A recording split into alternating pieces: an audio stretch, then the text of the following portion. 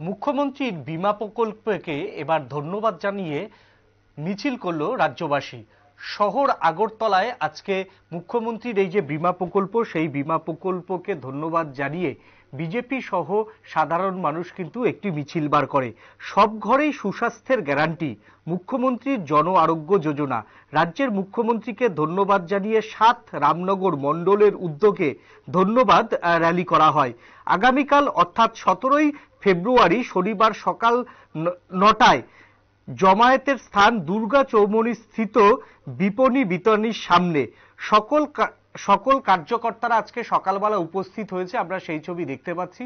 সকল কার্যকর্তারা কিন্তু সকালবেলায় এই যে বীমা প্রকল্প চালু করেছে মুখ্যমন্ত্রী, তাই মুখ্যমন্ত্রীকে ধন্যবাদ জানিয়ে তারা এই মুহূর্তে মিছিল করেছে সকালবেলা। আমরা এবার দেখে নেব এই মিছিলে আসার পর সেখানের সংশ্লিষ্টরা কি বলছেন, আসুন দেখে নিই। একটা ঐতিহাসিক এবং বৈপ্লবিক সিদ্ধান্ত নিয়েছেন আমাদের রাজ্যের সকলের প্রিয় একজন কর্মবীর মুখ্যমন্ত্রী শ্রদ্ধেয় প্রফেসর ডক্টর মানিক সাহাজি, যে সমস্ত মানুষদের স্বাস্থ্যের আওতায় আনতে হবে।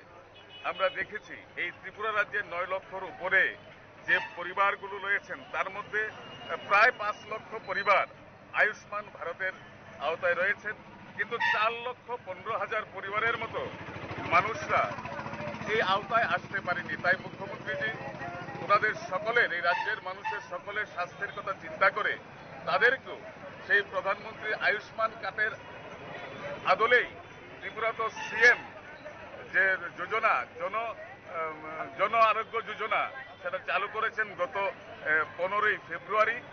আপনারা সবাই দেখেছেন, লক্ষ্য করেছেন। তাই আমরা 7 রামনগরের মণ্ডলের পক্ষ থেকে ওনাকে অনেক অনেক ধন্যবাদ জ্ঞাপন করছি। এবং এই যে জন আরোগ্য যোজনা, এই কার্ডটার মাধ্যমে মানুষ ক্যাশ লেনদেনের বিনিময়ে, কোনো কাগজপত্রের বিনিময়ে তার স্বাস্থ্য পরিষেবা পাবে। পাশাপাশি যারা সরকারি চাকরিজীবী রয়েছেন, তারাও তাদের মেডিকেল অ্যালাউন্সগুলা যেগুলো আছে, এইগুলাকে যদি সারেন্ডার করে দেন, তারাও তাদের পরিবারের সদস্যরা এই আওতায় আসতে পারবেন।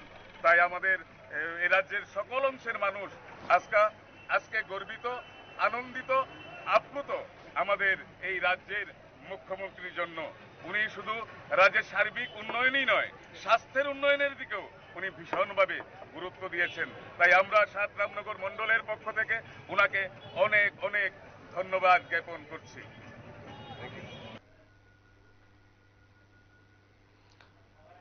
জন আরোগ্য যোজনার জন্য আজকে 7 নম্বর মণ্ডল কমিটি, রামনগর মণ্ডল কমিটির থেকে কিন্তু মুখ্যমন্ত্রীকে ধন্যবাদ জ্ঞাপন করা হয়। এবং এই প্রকল্পের মাধ্যমে মানুষ আগামী দিনে কিভাবে স্বাস্থ্যক্ষেত্রে সুবিধা পাবে তারও কিন্তু জানিয়েছেন স্থানীয় মণ্ডলের নেতারা। এখন নিয়ে নেব ছোট্ট একটা বিজ্ঞাপনের বিরতির পর ফের ফিরে আসছি অন্য কোনো খবরে।